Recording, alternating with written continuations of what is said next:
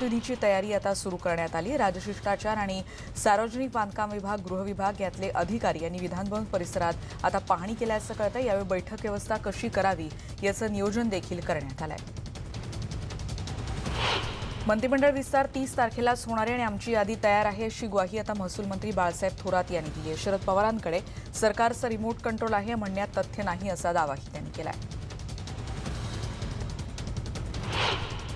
विधानसभेत पराभूत झालेल्या भाजपच्या उमेदवारांनी राधाकृष्ण विखे पाटील यांच्या विरोधात आता रणशिंग फुंकलेलं आहे। याच संदर्भात मुंबई प्रदेश कार्यालयात महत्त्वाची बैठक पार पडेल। या बैठकीला राम शिंदे, शिवाजीराव कर्डिले, स्नेहलता कोल्हे आणि नगरचे जिल्हाध्यक्ष भानुदास बेरडही उपस्थित राहतील। नागरिकत्व सुधारित कायदा त्याचबरोबर राष्ट्रीय नागरिक नोंदवही याविरोधात वंचित बहुजन आघाडीनं दादरमध्ये धरणं आंदोलन केलं। यावेळी वंचितचे नेते प्रकाश आंबेडकर यांनी आंदोलकांना संबोधित केले। प्रकाश आंबेडकरांनी यावेळी भाजपवर चांगलीच तोफ डागली। नागरिकत्व कायदा हा केवळ मुस्लिम विरोधी नाही तर 40% हिंदूंच्याही विरोधातला आहे असा आरोपही यावेळी आंबेडकरांनी केला। यासाठी त्यांनी केंद्र सरकारच्या आडून थेट राष्ट्रीय स्वयंसेवक संघावर देखील हल्लाबोल केलाय।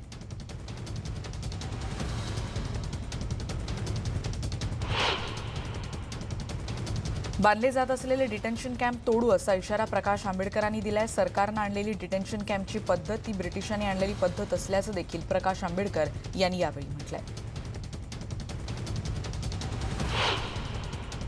पुढची बातमी आपण बघणार आहोत।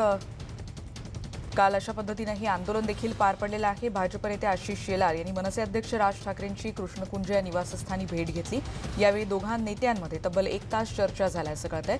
राज्यातलं सध्याचं राजकीय चित्र आणि राज्य यांची येणाऱ्या काळातली कोणती भूमिका असेल यावर यावेळी चर्चा झाल्याचं कळतंय।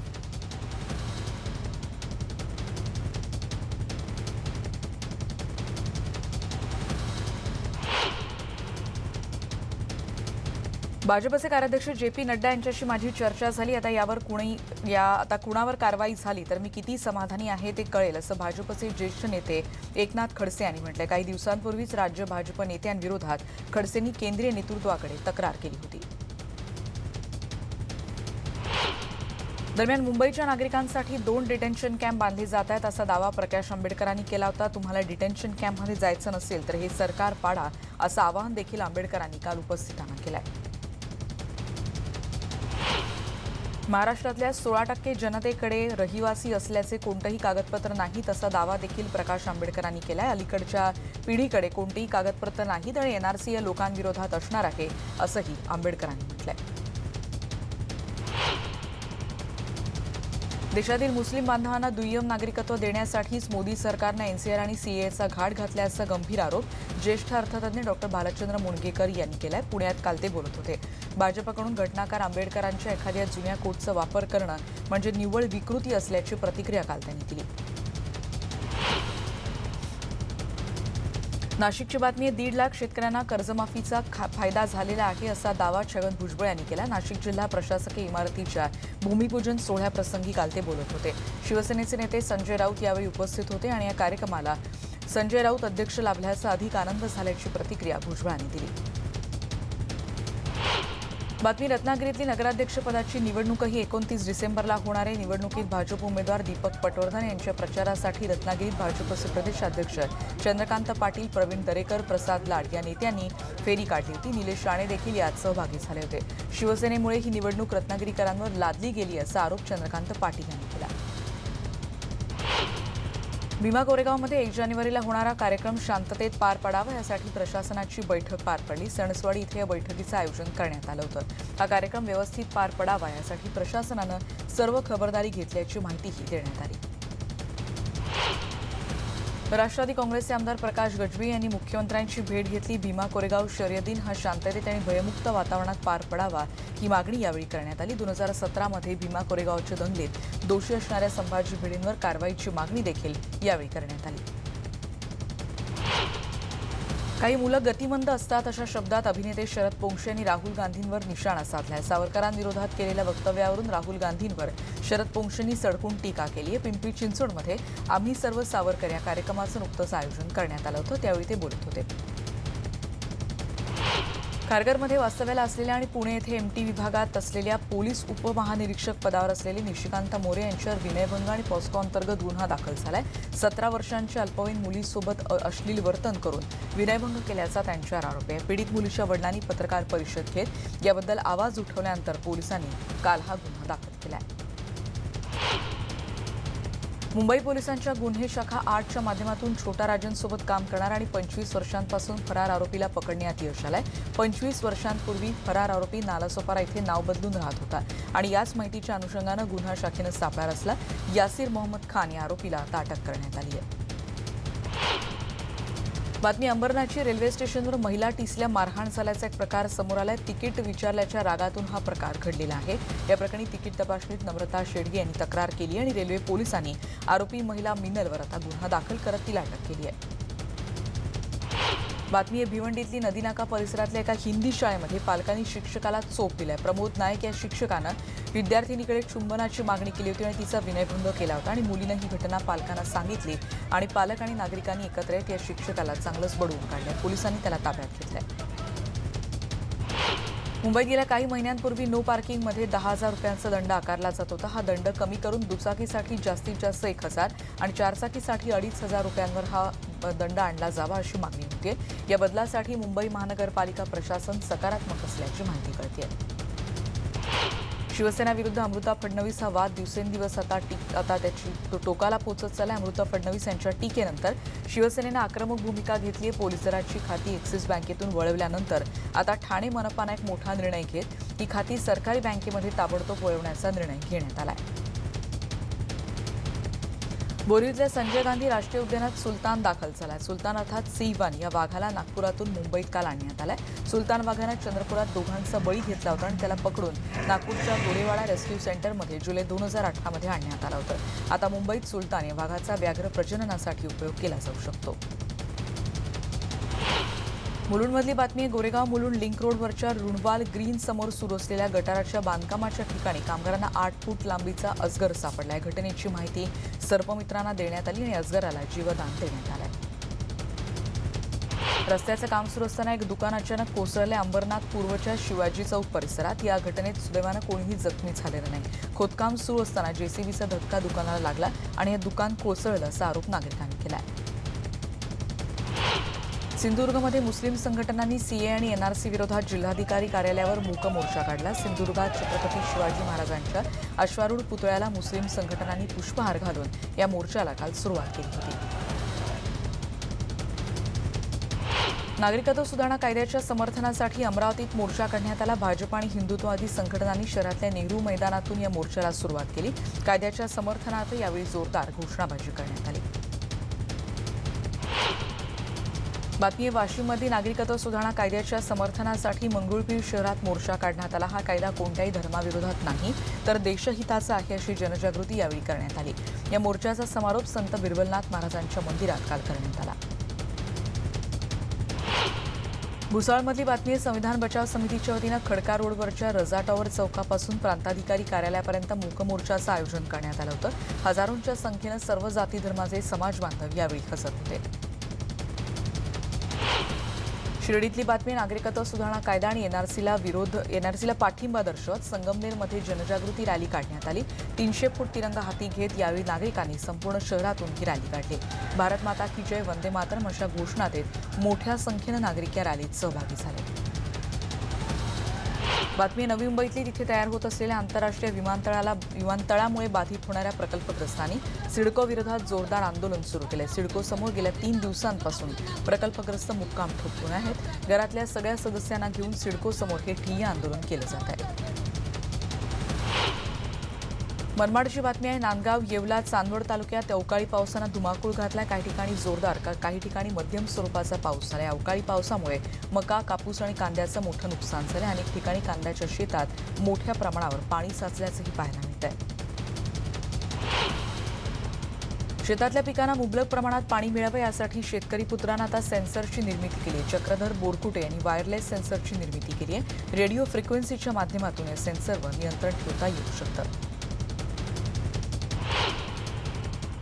पुणे जिल्ह्याच्या ग्रामीण भागात दाट धुक्याचा आता सगळा परिसर व्यापून गेला. या धुक्यामुळे सकाळी 10 वाजेपर्यंत परिसरात मोठ्या प्रमाणात धुकं दिसतंय आणि यामुळे या दाट धुक्यामुळे पिकांवर मात्र रोगाचा प्रादुर्भाव वाढणार आहे. शेतकऱ्यांच्या चिंता मात्र वाढणार आहेत. बीडमधली बातमी. फराखानच्या कार्यक्रमात ख्रिश्चन समाजाच्या भावना दुखावल्याचा आरोप करत भारती सिंग, फराखान आणि रवीना टंडन यांच्या विरोधात तीव्र निषेध व्यक्त केला जातो. अल्फा ओमेगो ख्रिश्चन महासंघाच्या वतीनं बीडमधल्या शिवाजीनगर पोलीस ठाण्यात तिघांविरोधात गुन्हा दाखल करण्यात आलाय. या तिघींना अटक करण्याची मागणी या महासंघाने केली आहे. बातमी आहे. रायगडमध्ये प्राचार्यपदाच्या वादातून चर्चेत असलेल्या महाडच्या डॉक्टर बाबासाहेब आंबेडकर कॉलेजमध्ये राडा झाला. इथल्या शिक्षकांच्या 2 गटांमध्ये झालेल्या हाणामारीत काठ्या, विटा आणि दगडांचा वापर करण्यात आलाय. 6 जण यात जखमी झाले, ज्यात स्वतः कॉलेजचे प्राचार्य सुरेश आठवले आणि धनाजी गरो हे दोघं देखील जखमी झालेत. कोल्हापूरमधली बातमी आहे. मटण प्रश्नावरून वाद मिटण्याची चिन्ह दिसत नाहीये. त्या प्रश्नावरून आयुक्तांच्या बैठकीत चांगलाच गोंधळ घालण्यात आला होता. कृती समिती सदस्य आणि पालिका अधिकाऱ्यांमध्ये हा वाद झाला. बकऱ्यांची तपासणी करण्यावरून अधिकाऱ्यांना यावेळी धारेवर धरण्यात आला. उस्मानाबाद जिल्ह्यातली बातमी. अवैध दारूबंदीसाठी वडगाव इथल्या महिला आक्रमक झाल्यात. दारू विक्री अड्डे उद्ध्वस्त करून महिलांनी तोडफोड केली आहे. वडगाव परिसरातले अवैध दारू विक्रीचे अड्डे बंद करा अशी मागणी या महिलांनी अनेकदा केली होती, पण कारवाई झाली नाही. त्यामुळे महिलांनीच हे अड्डे असे उद्ध्वस्त केले. औंढा तालुक्यातल्या पिंपळदरीमध्ये गोव्यातून आणलेली दारू बनावट पद्धतीनं बाटल्यांमध्ये सील करून विक्रीसाठी तयार करणाऱ्या कारखान्यावर धाड टाकत तिघांना अटक करण्यात आली. स्थानिक गुन्हे अन्वेषण शाखेने ही कारवाई केली. 46,000 रुपयांचा विदेशी दारूचा साठा आणि 5 पोती रिकाम्या बॉटल्सही इथे जप्त करण्यात आल्या. जुन्नरमधली बातमी आहे. चाळकवाडी इथल्या शेतकरी सोनवणे यांच्या घराशेजारी असलेल्या विहिरीत पडून एका बिबट्याचा मृत्यू झाला. बिबट्या 4 ते 5 दिवसांपूर्वीच विहिरीत पडला असण्याची शक्यता व्यक्त होते. वन खात्याचे कर्मचारी आणि रेस्क्यू टीम दाखल झाली, पण बिबट्या पाण्यात पूर्णतः कुजलेल्या अवस्थेत होता अशी देखील माहिती कळते. तर बातमी आहे. धुळ्यातली मजदी परिसरात एका बिबट्याने शेतकऱ्यांमध्ये मोठी दहशत निर्माण केली होती. दिवसा आढळल्या तो शेतांमध्ये मुक्त संचार करत होता. शेतकऱ्यांमध्ये त्यामुळे शेतात जाण्याबद्दल भीती निर्माण झाली होती. वन विभागानं सापळा रचत त्या बिबट्याला पकडले आणि शेतकऱ्यांनी त्यामुळे सुटकेचा निश्वास सोडला. सर्पमित्रासारखा साप पकडण्याचा स्टंट जालन्यातल्या एका महाविद्यालयीन विद्यार्थ्याच्या चांगलाच अंगलट आलेला आहे. जाफराबाद शहरातल्या सिद्धार्थ महाविद्यालयाच्या आवारातला हा प्रकार आहे. इथे साप निघाला होता आणि त्याला सर्पमित्रासारखंच उचलून इतरत्र सोडून देण्यासाठी विद्यार्थ्यांनी साप उचलला, पण या चवताळलेल्या सापानं त्याच्या हाताला दंश केल्याचं कळतंय. अपघात झालाय, ज्यात भोगाव नजीक झालेल्या अपघातात ट्रक आणि कारची धडक होऊन भीषण अपघातात 30 ते 35 फुटापर्यंत ही कार खोल दरीत कोसळली, ज्यात 2 जण गंभीर जखमी झालेत. कारमधल्या जखमींना जवानांनी दरीतून बाहेर काढले. जखमींवर सध्या रुग्णालयात उपचार सुरू आहेत. मुंबई पुणे एक्सप्रेसवेवर काल एक अपघात झाला, ज्यात एकाचा मृत्यू झाल्याचं कळतंय. मुंबईकडे जाणारी ही कार अज्ञात वाहनाला धडकली आणि त्यात या अपघातात कारची समोरची बाजू मोठ्या प्रमाणात तिचं नुकसान झालंय. चालक जागीच ठार झालाय. त्याला बाहेर काढण्यासाठी कटरच्या साहाय्यानं वाहन कापून त्याला बाहेर काढावं लागलं. इतका हा भीषण अपघात होता.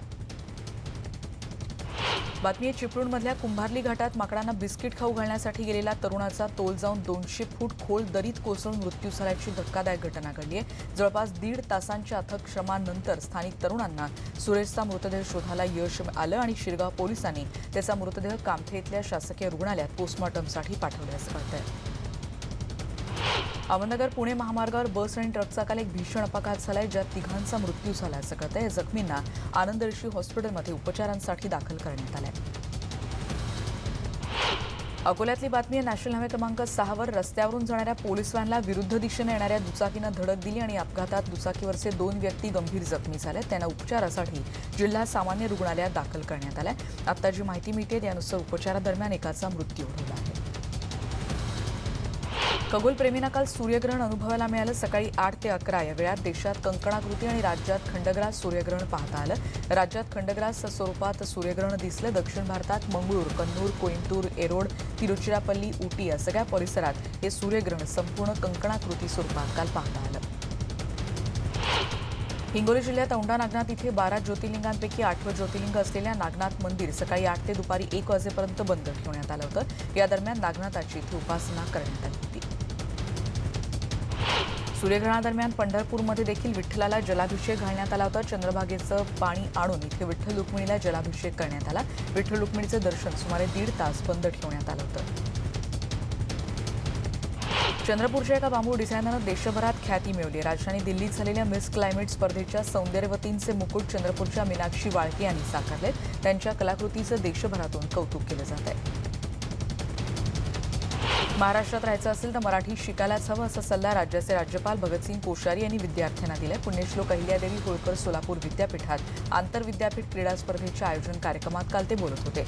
या स्पर्धेत राज्यातल्या 20 विद्यापीठांचे 3000 विद्यार्थी सहभागी झालेत. काँग्रेसनं तुकडे तुकडे गँगसोबत दिल्लीच्या रस्त्यावर अशांतता पसरवली आणि त्यांना शिक्षा देण्याची वेळ आली आहे.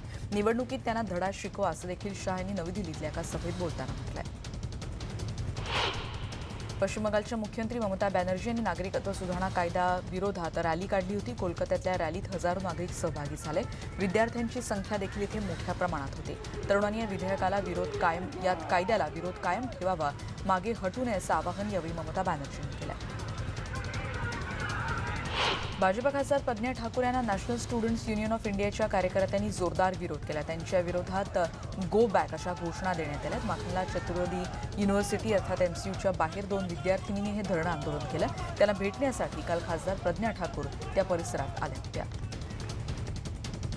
बंगळुरूमध्ये शेकडो मुस्लिम महिलांनी नागरिकत्व सुधारणा कायद्याचा विरोध केला. आपल्या घटनेमुळे सगळ्यांना समान हक्क दिलेत. धर्माच्या आधारे आम्ही सरकारला भेदभाव करू देणार नाही असं ठाम मत या आंदोलकांनी काल व्यक्त केले. बंगळुरूमधली निदर्शनं.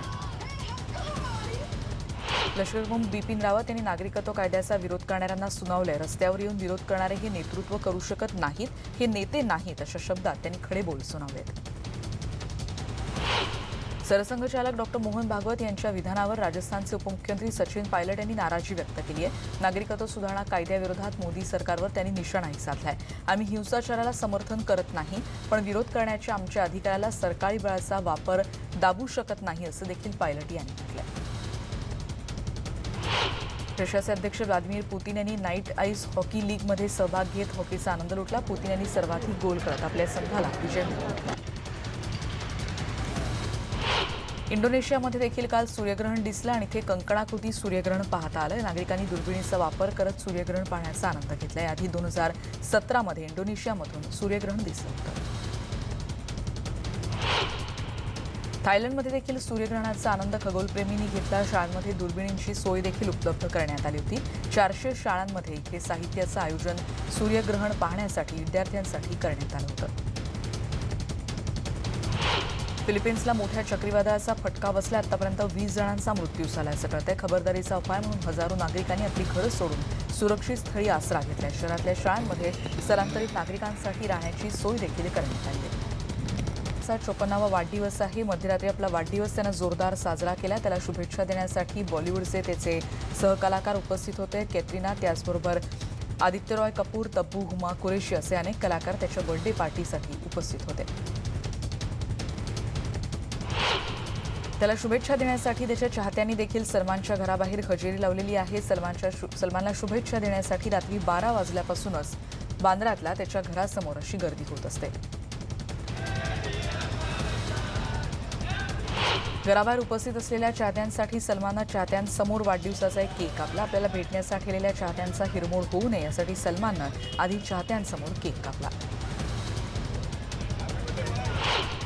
त्यानं मुंबईतल्या सफाई कामगारांचं देखील कौतुक केलं. महापालिकेचा स्वच्छ मुंबईचा एक व्हिडिओ ट्विटरवर शेअर करत सलमान खाननं त्यांच्या कामाला सलाम केलाय. मुंबई महापालिकेचे 46,000 कर्मचारी दररोज 7,200 टन कचरा उचलतात आणि त्यांच्या कामामुळेच मुंबई स्वच्छ, निरोगी आणि सुंदर राहते असं ट्विट सलमान खाननं केलंय.